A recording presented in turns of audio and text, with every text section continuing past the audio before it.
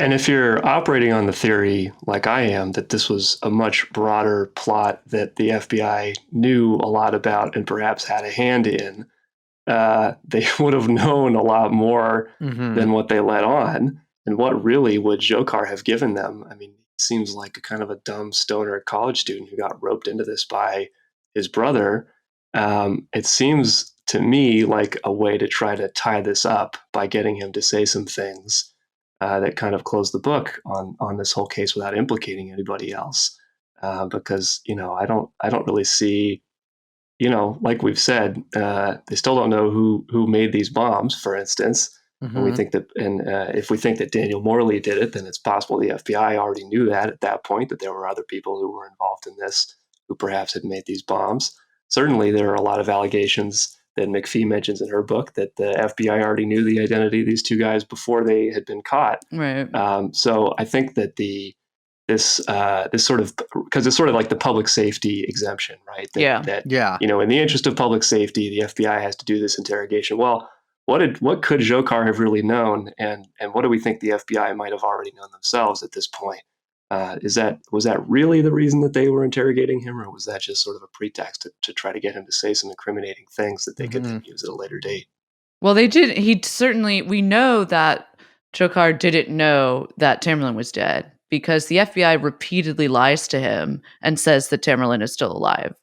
Dzhokhar, during this interrogation, which again, there's intervals where it'll be like 4 hours and then he goes, he has a break for 30 minutes and then it's an hour and then he has a break for 6 hours. You know what I mean? It's spaced out. It's in different chunks.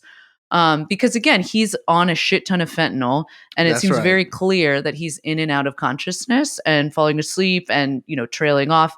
He's on a nod. Yeah. No, I mean, he has his jaw wired shut, like I said. So he's actually communicating on Notepad through this whole thing. He continually asks, for his brother, where's my brother? Is he okay? What day is it? He doesn't know what day it is. What's going on? Where am I? And the FBI tells him that Tamerlan's alive. He's alive. Tell us more about the plot. Your brother's fine. All this stuff. Just lying to him. He also asks for a lawyer 10 times. He circles lawyer on his notepad 10 times. No lawyer is ever provided. And at some point, federal and state public defenders actually show up at the hospital because, again, the arrest was very public. People knew what was going on. Public defenders know what their role is here. They show up and the FBI denies them entrance completely.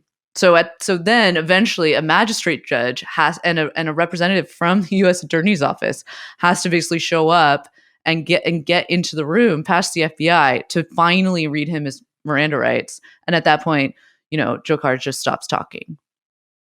I gotta say, a little advice for our listeners out there: if you are ever being interrogated by somebody who's not torturing you, they're just interrogating you, and they might yell at you or whatever, but they're just interrogating you. Just say, "Oh, my tummy hurts. I can't answer any. Oh, it hurts."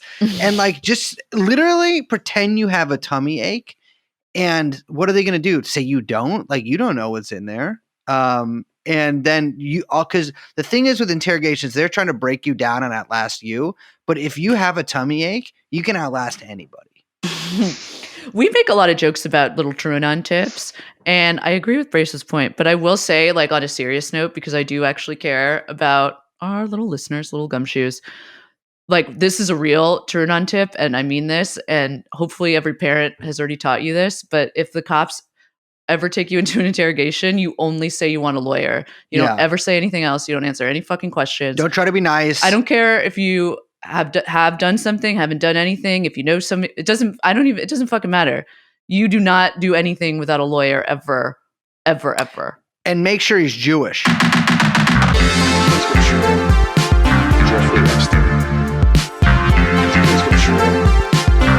Jeffrey Epstein.